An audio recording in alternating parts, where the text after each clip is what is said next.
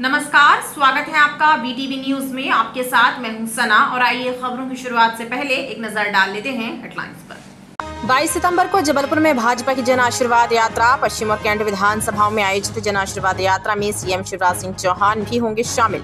भाजपा के प्रदेश मीडिया प्रभारी आशीष अग्रवाल ने जन आशीर्वाद यात्रा की दी जानकारी। कांग्रेस की जन आक्रोश यात्रा पर भी भाजपा प्रदेश मीडिया प्रभारी ने साधा निशाना। जबलपुर में नर्सिंग छात्रों का आक्रोश भड़का। सरकार के खिलाफ सड़क पर उतरे नर्सिंग छात्र, पुलिस ने प्रदर्शनकारियों को खदेड़ा। और जबलपुर के लम्हेटा घाट बाईपास पर मेट्रो बस को ट्रक ने मारी टक्कर। एक बुजुर्ग यात्री की मौत, 5 घायल। पुलिस ने ट्रक को जब्त कर चालक को किया गिरफ्तार।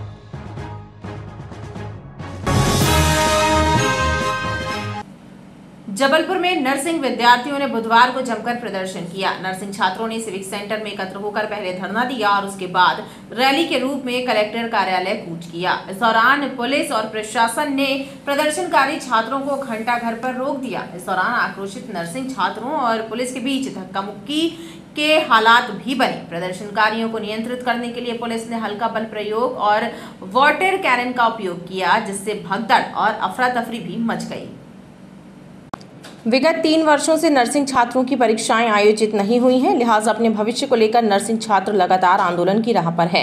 बुधवार को नर्सिंग छात्रों ने सिविक सेंटर में धरना प्रदर्शन किया और रैली निकाली। छात्रों का कहना है कि परीक्षाएं नहीं होने से वे आगे की पढ़ाई नहीं कर पा रहे हैं, जिससे उनका भविष्य खतरे में है। छात्र संगठन पूर्व में भी परीक्षा कराने सहित अन्य मांगों को लेकर आंदोलन और ज्ञापन सौंप चुके हैं, लेकिन अब तक मांग पूरी न होने के चलते छात्रों में नाराजगी है।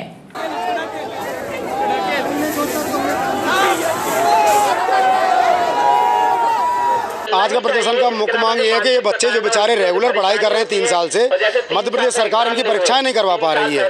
परीक्षाएं क्यों नहीं करवा पा रही है कि जो मध्य प्रदेश सरकार के द्वारा जो नियुक्त निरीक्षक कॉलेजों का निरीक्षण करते हैं, उन्होंने फर्जी कॉलेजों को भी मान्यता दे दी है। फर्जी कॉलेजों को मान्यता दे दी है, लेकिन इन बच्चों का कोई दोष नहीं है। इन्होंने मान्यता प्राप्त, सरकार ने जो मान्यता दी है कॉलेज, उनमें एडमिशन लिया है। इनके पेपर नहीं करवा रहे हैं, कोर्ट में केस चला गया है, सरकार इसका निदान नहीं करवा रही है। और हम माननीय चीफ जस्टिस साहब से भी निवेदन करते हैं कि जो बेचारे रेगुलर कॉलेज है, रेगुलर बच्चे पढ़ रहे हैं, 3 साल से पढ़ रहे हैं, 3 साल से इनकी परीक्षा नहीं हुई, इस मामले में भी संज्ञान लें। आज क्या किया? आज हमारा यहाँ पे एकत्रीकरण होके और सीधे हम कलेक्टर साहब को ज्ञापन देने जाएंगे रैली के रूप में। मैंने 2021-2022 में एडमिशन लिया था जीएनएम नर्सिंग में, एंड मैंने अभी एग्जाम दिए थे, 5 महीने हो गए तब से।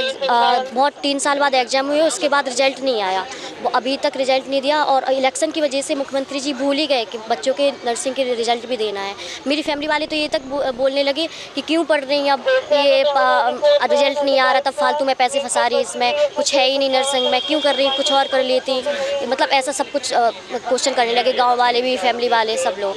आप लोग अपने अधिकारियों से ऊपर वाले पूछते हैं तो क्या बोलते हैं? वो लोगों से क्या बोले, वो लोग बोलते हैं कि सब लोग ऐसा, मतलब ऊपर से ही नहीं आ रहा, तो हम लोग क्या कर सकते हैं। अपनी मांगों को लेकर नर्सिंग छात्र रैली के रूप में घंटाघर पहुंचे, जहां पुलिस और प्रशासन के अधिकारियों की मौजूदगी में छात्रों ने प्रदर्शन किया। इस दौरान आंदोलन कर रहे छात्रों ने पुलिस द्वारा लगाए गए बैरिकेड्स को हटाकर कलेक्टर कार्यालय जाने का प्रयास किया, जिसे लेकर पुलिस और छात्रों के बीच धक्का मुक्की हुई। पुलिस ने प्रदर्शन के छात्रों पर हल्का बल प्रयोग किया, जिससे अफरा तफरी भी मच गई।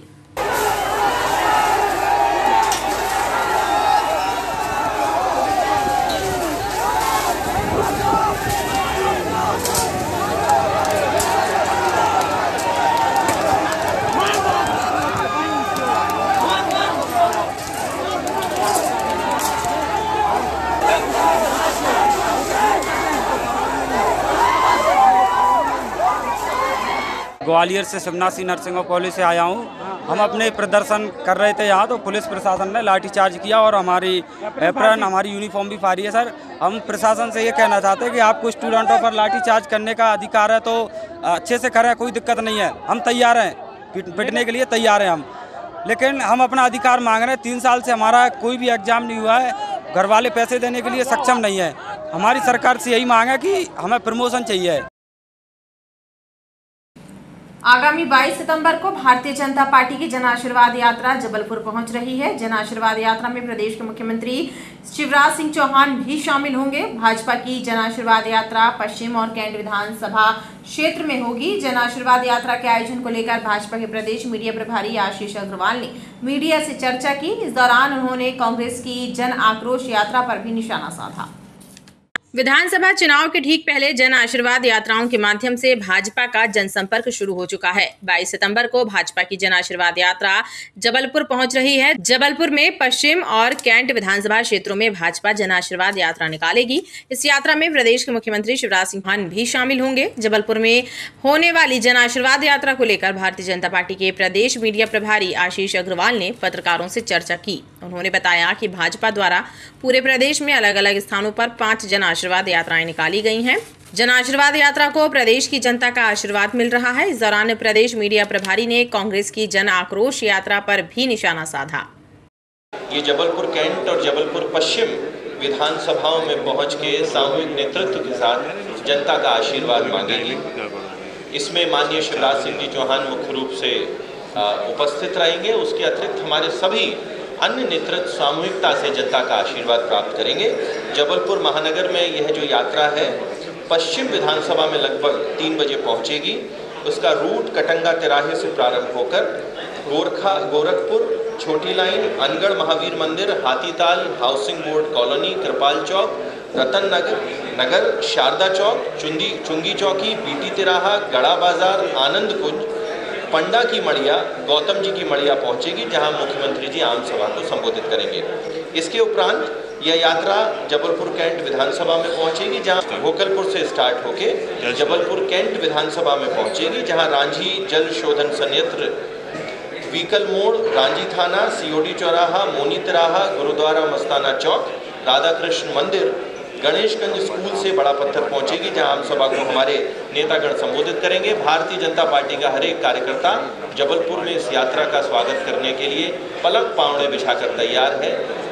4 दर्जन से अधिक स्वागत इसमें होंगे, जहां पे आम सभाएं भी होंगी और जनता का आशीर्वाद हम प्राप्त करेंगे। देखिए जिसने जो बोया वो काट रहा है। भारतीय जनता पार्टी ने जनता से किए गए वादों को पूरा किया और गांव गरीब किसान के जीवन को बदला, तो हमें आशीर्वाद प्राप्त हो रहा है। उन्होंने जनता को छला, भ्रष्टाचार किया, तो उनको आक्रोश प्राप्त हो रहा है। कांग्रेस के मंच पर जूतम पैजार हो रही है और जनता के बीच जब वो जाते हैं तो जनता में भी आक्रोश मिलता है।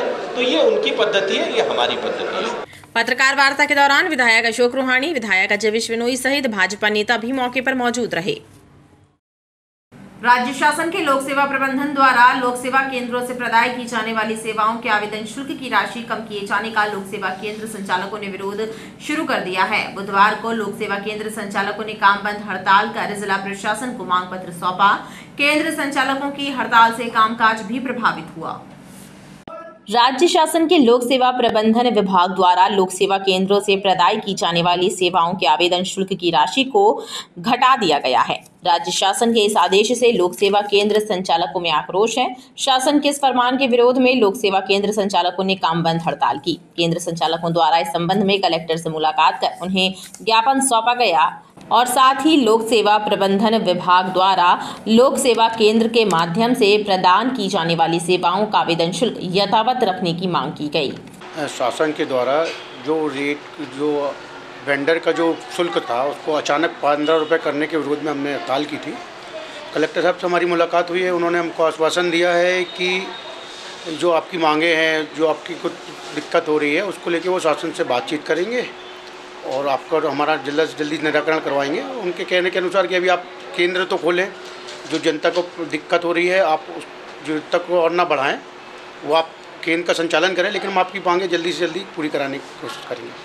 मतलब कितना चार्ज था जो मतलब अभी तक वेंडर को 35 रुपये पर आवेदन शुल्क मिलता था, अब वो एकदम से अचानक कम करके 15 रुपये कर दिए, जबकि 2012 में ये शुल्क 25 रुपये था, 19 में 35 हुआ। उसको अचानक एकदम से 15 करने का 60% डाउन करने का कोई परसेंटेज नहीं समझ में आ रहा है कि शासन ने किस हिसाब से किया, जबकि आपके एम्प्लॉयों की कॉस्ट हमारी बढ़ चुकी है, स्टेशनरी की कॉस्ट डबल हो चुकी है। उसको लेकर हमने ज्ञापन दिया है, अब देखते हैं आगे क्या।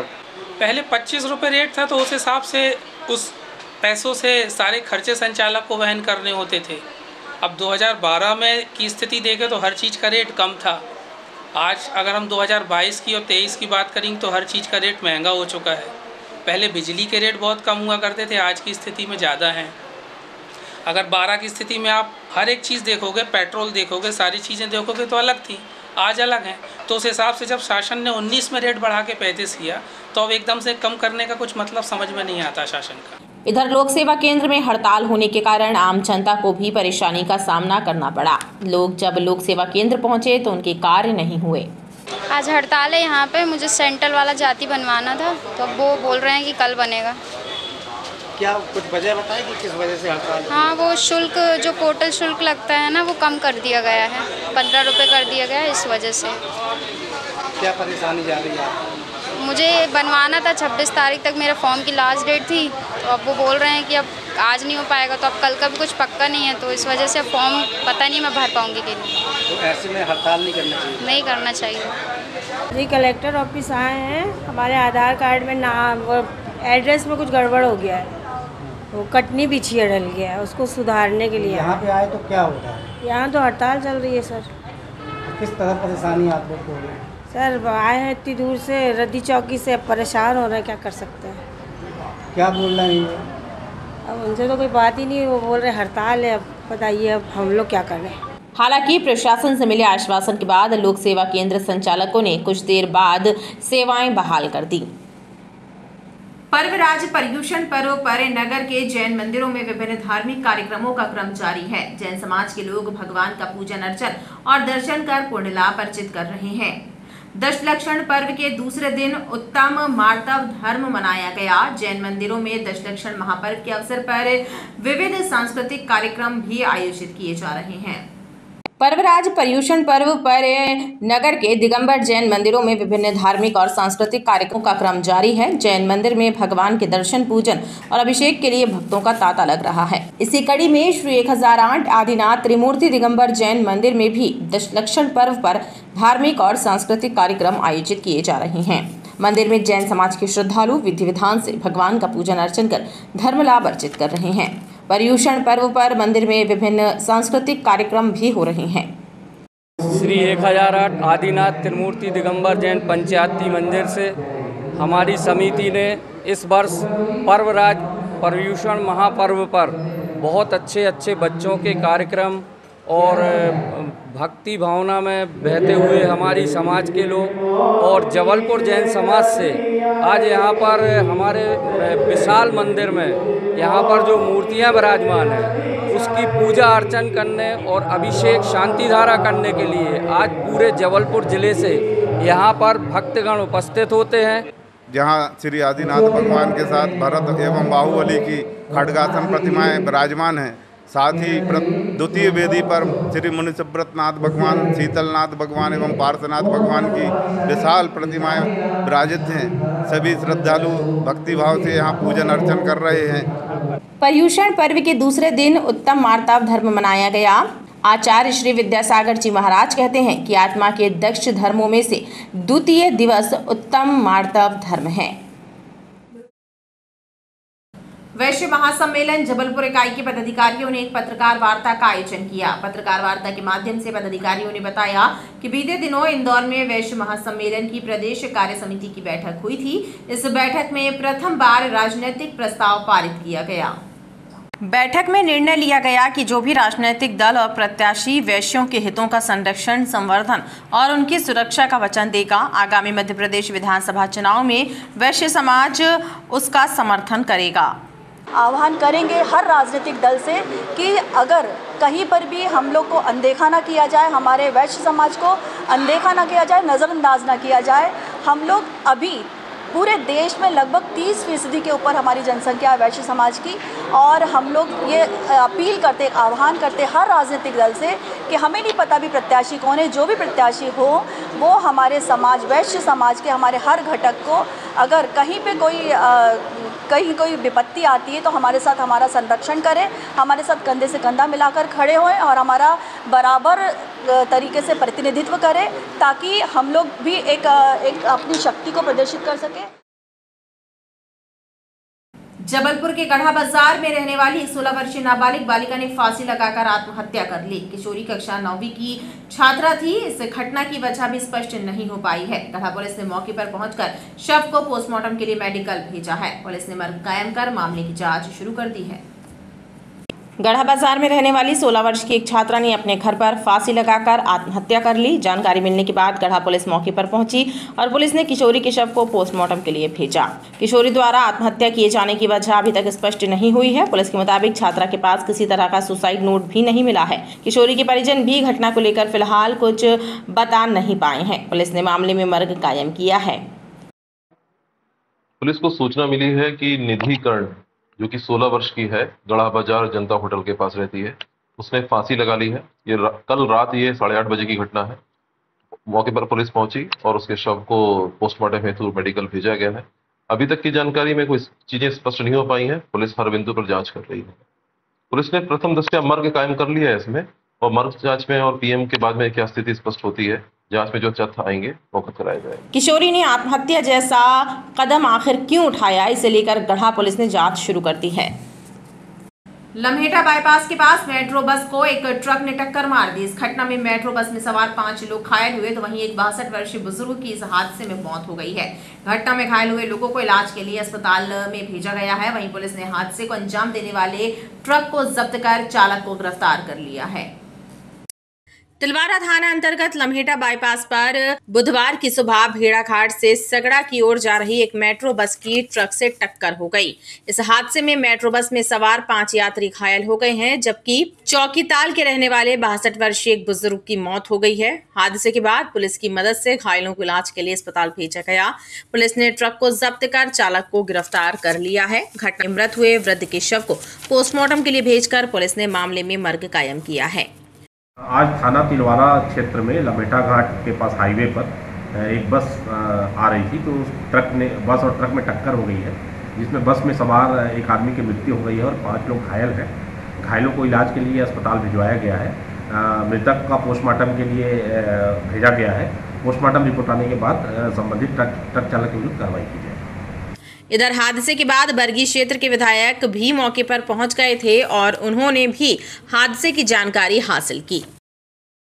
मध्य प्रदेश में रिकॉर्ड तोड़ बारिश के बाद फिलहाल मौसम साफ हो गया है। जबलपुर सहित प्रदेश के अन्य जिलों में धूप खिली है। हालांकि बीच बीच में बादलों की आवाजाही देखने को मिल रही है। मौसम वैज्ञानिकों ने अगले 2 दिन बाद मौसम साफ रहने का अनुमान जताया है। वहीं 22 सितंबर से एक बार फिर बारिश का स्ट्रॉन्ग सिस्टम एक्टिव होने की संभावना है, जिससे प्रदेश भर में बारिश होगी।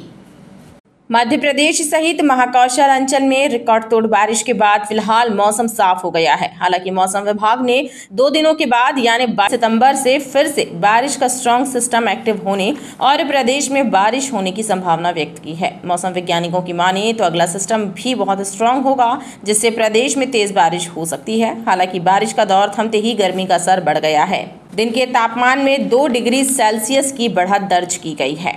लगातार कभी बारिश होती कभी नहीं होती। लगभग 2 दिन से जो बारिश नहीं हो रही है उससे लोगों में हाहाकार है। लोग इतनी गर्मी का महसूस कर रहे हैं, क्योंकि ये बीमारियों का सीज़न है। पानी ना गिरना एक बीमारी के संकेत है। अस्पतालों में जो स्थितियाँ है, डेंगू है, मलेरिया है, ऐसी कई ऐसी बीमारियाँ जो लोगों को हो रही है, इससे आमजन बहुत ही ज़्यादा पीड़ित है। मौसम वैज्ञानिकों की माने तो नया सिस्टम बंगाल की खाड़ी से एक्टिव होगा, जिसके कारण कई जिलों में तेज तो कहीं कहीं मध्यम और हल्की बारिश हो सकती है।